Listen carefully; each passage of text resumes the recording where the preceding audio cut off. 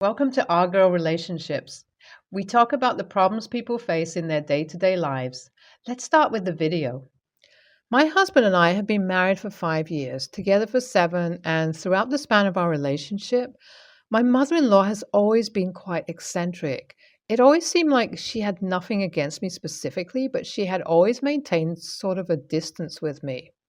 Whenever we spent time together, I could tell that she was a sweet woman, even through her hesitation to open up around me. At first, when my husband and I were dating, I thought her unwillingness to open up was only limited towards me. But as time went by and I was invited to more family events, I realized that she was like this with everyone except for my husband. It was only to my husband that she would talk without any hesitation or fear. This was puzzling since all of her other children were quite literally amazing to her and even me. So everyone was understandably quite worried for her and would often try to probe around to see the potential cause behind the change in behavior. Unfortunately, this did not help, and this behavior of hers just kept worsening as years passed by. And eventually, we all just chalked it up to her age. But boy, that was far from the case, and I would only find that out years after. I'm either completely blind, but there weren't really other red flags that I could take a note of, especially coming from my husband, if what my mother in law was saying is truly right. Throughout the span of our relationship, my husband has been nothing but a good father to our children, a great provider, and a decent partner. I call him a decent partner only because of his inability to communicate openly and honestly. I would be able to chalk his inability to communicate on his stress due to his high pressure job. My husband is often on trips that last for a couple of months, and although I totally understand that it is hard to keep in contact when your job asks for so much of your time, we still have small arguments here and there regarding how he doesn't call much when he's on one of his trips. Well, this is where the situation starts. My husband was out on yet another one of his business trips. This isn't new to us, so my twins and I were going about our daily routine. During these trips, or even when my husband is home, my mother in law does not really call or visit. So when I heard the doorbell ring and I opened it to my mother in law standing with a huge bag in her hand, I was quite confused. What was more weird was that she immediately invited herself in and she just looked like she was quite stressed. She held this bag closer to her and wouldn't even let me help her bring it in. She walked around for a bit, navigating around the house, I guess trying to find a room. At this point, her silence was making me quite annoyed, so I started flooding her with questions because seeing the worried look on her face made me quite anxious. So when I got no response, I had no option to just look at what she was doing. Around 5 minutes passed this way, and I am just following mother in law around until she just looks at me and tells me to take my children to a safe place. This is when alarm bells start ringing, and I start to become more assertive and alert. But first, to be completely safe, I make my children sit in one of our guest bedrooms and call my sister to come pick them up at her place. After the call, I follow my mother in law into the kids' room and I'm greeted with this view that leaves me speechless. I was standing there with my mouth wide open as my mother in law picked up a literal baby out of this huge bag she was carrying. She placed him on one of my son's beds as she just looked at me blankly and told me to take care of him until she came back. I was mortified not only at the fact that this woman had just quite literally taken out a baby from her bag, and now she's telling me to take care of him. I knew I wasn't going to take care of a baby. I knew nothing. So obviously, I immediately denied and told her that if she wasn't going to tell me what was going on, I wouldn't hesitate to call the cops. And her response to my threat shocked me even more. She simply just told me that if I did that, then it would be my husband who would have to bear the consequences of my action. She told me this like it was nothing serious before just getting up and leaving, telling me to be a good wife and do this little favor for my husband. This is where I'm at currently, stuck with a baby who I know absolutely nothing about. All of this happened within the span of an hour, and I know I have most likely dealt with it terribly. My sister has picked up and left with my kids for a couple of days, while my husband once again is not receiving any of my calls, texts. What should I do here? I want to take a firm step before it becomes too late. By the looks of it, I feel like my family, especially my children, will be in grave danger, and I just really want to take the appropriate steps to ensure their safety. Should I call the cops? Or just comply with what my mother-in-law is saying? WIBTA for filing a report to the police after I found my mother-in-law leaving a completely random baby in my kid's room? After reading your replies and talking to my family, I came to the realization that I really did need to call the cops. Right before I left for the same, I received a text from my husband telling me to wait and that he'll explain everything to me once he returns home. Well, I wasn't going to wait for him this time. Yes, this really isn't the first time he's made me wait for something that's never going to come, and this explanation was one of them. I knew I had to take a stand to ensure the safety of not only my own kids, but this baby, who probably has parents, guardians waiting for him. So I took him to the cops and explained everything that happened to them. They told me to take the baby along with me until they catch a hold of my mother-in-law. So I just returned home, and that is when my phone started blowing up with texts and messages, not just from sister-in-law, but also my father-in-law and brother-in-law berating me for going to the cops and taking away their mother, who has apparently come back to them after a long time. I have no idea how to respond to them since I don't know what actually went down to begin with. I think I'm just going to wait on my husband and the cops before reacting adversely. It's been 2 days since this entire situation took place, and describing everything as a roller coaster would be an understatement. My life has turned upside down within these past 2 days, and I can't help but blame my husband and mother-in-law for this. So my husband returned home yesterday, and he wasn't alone. He was back with a woman of our age. My husband looked like he had been dealing with a lot, and as soon as I saw him, I knew something was very off. The gut feeling in my stomach just told me that I needed to get ready to hear the worst, and my husband did exactly that. As soon as he and the lady walked in and sat down, he introduced her as Lydia. My heart sank to my stomach as I recognized her as the same person my husband would talk about during our initial days of dating. Lydia was his high school sweetheart, and it just clicked to me that the child I was seeing was none other than their son. I immediately began crying as Lydia murmured sorry under her breath, and my husband just stared at me blindly with no remorse in his eyes. He then went on to explain that he had only married and dated me because his dad was against him dating Lydia, since she did not belong to their financial status. My dad wanted to take over his dad's business, and so went along with our relationship, all the while not just dating Lydia, but also marrying her and having 2 other children with her. Lydia didn't know about any of this either until the last couple of weeks. This is what caused the argument between the two of them, causing Lydia to leave their home. My mother-in-law had dropped all the 3 kids at different relatives' place, so as not to cause any suspicion, but obviously the plan horribly failed, as my mother-in-law was taken in by the cops, and my husband and Lydia are now facing charges for child abandonment.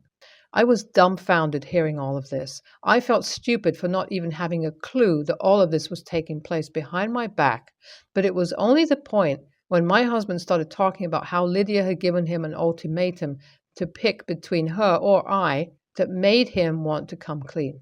Apparently, he is stable enough at this point to be able to face his dad and live his life. Being devastated would be an understatement here. This man, who I thought loved me so much that he'd have kids with me, just turned his back on me. I was devastated, but soon enough my sadness turned into a rage and told my husband to be ready to be served and that our marriage was over. I kicked him and Lydia out of my house. Yes, my house. It was gifted to me by my parents, and thankfully, they made my husband sign a prenuptial agreement before our wedding. So I will be visiting a lawyer soon and trying to get things into place as soon as possible. We'll post another update soon. I had completely forgotten about this post until yesterday when my divorce with my now ex-husband got finalized. Right after I signed on the last couple of documents, I remembered how I had posted here frantically asking for advice.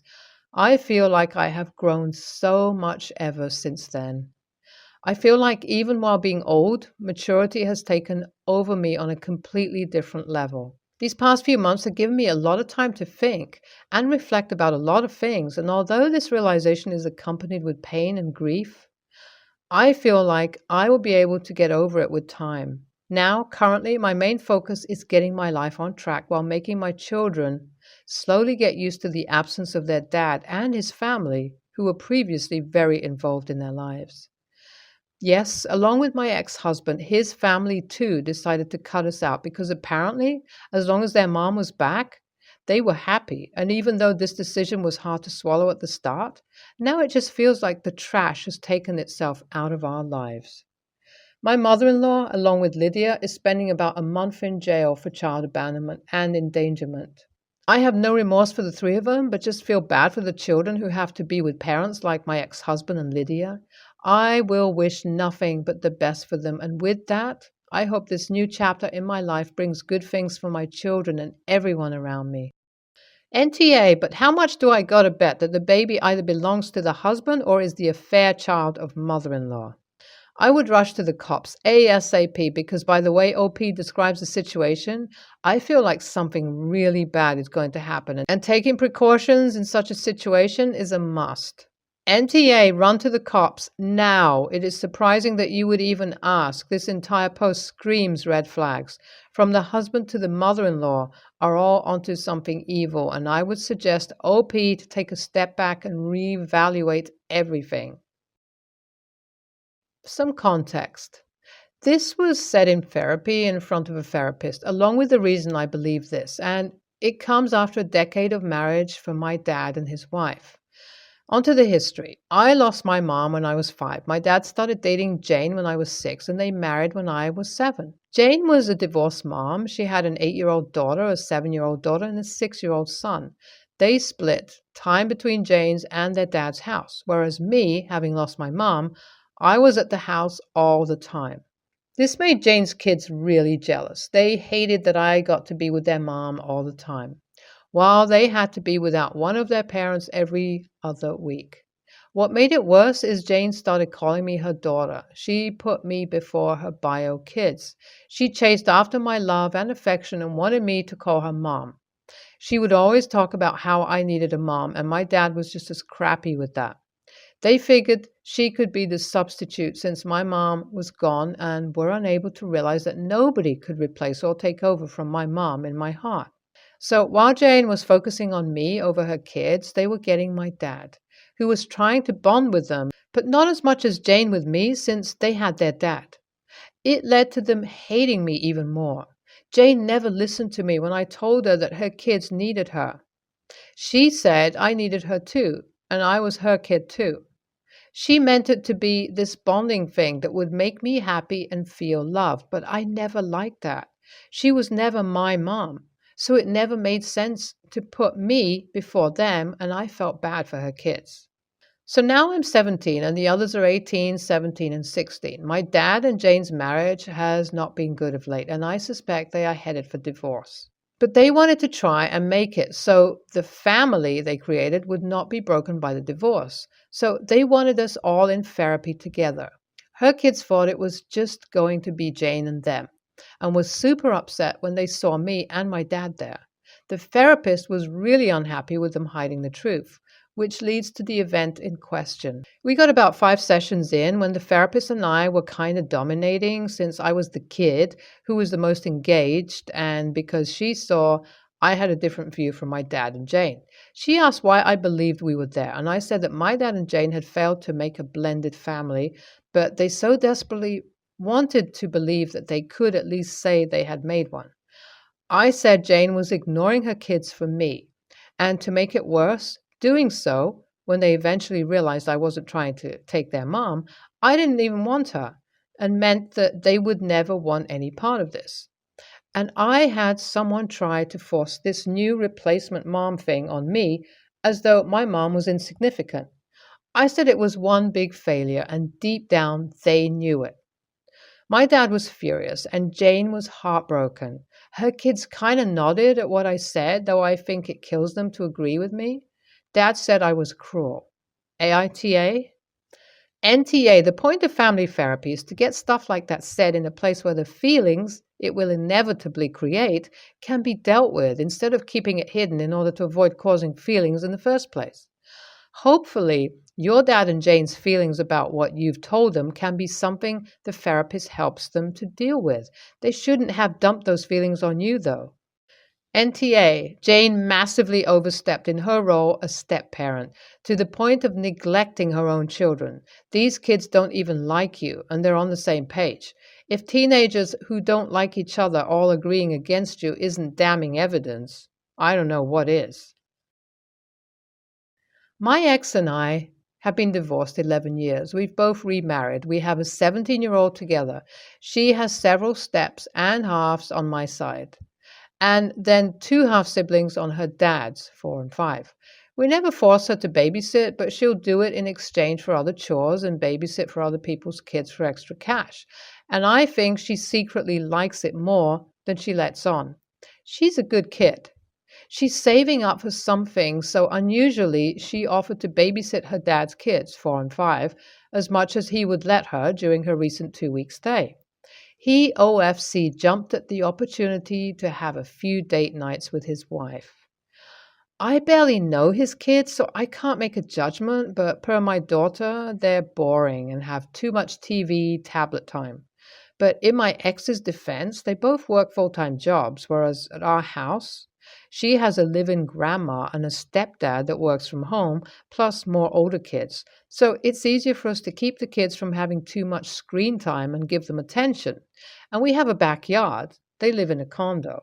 But at the end of her visit, her dad called me, obviously upset, and said that 17-year-old was going to be grounded for her last night with them because she screwed with the Wi-Fi. I thought he meant parental controls or something, so I was concerned, and then he clarified that she had been turning off the Wi-Fi while babysitting and telling the kids it was broken.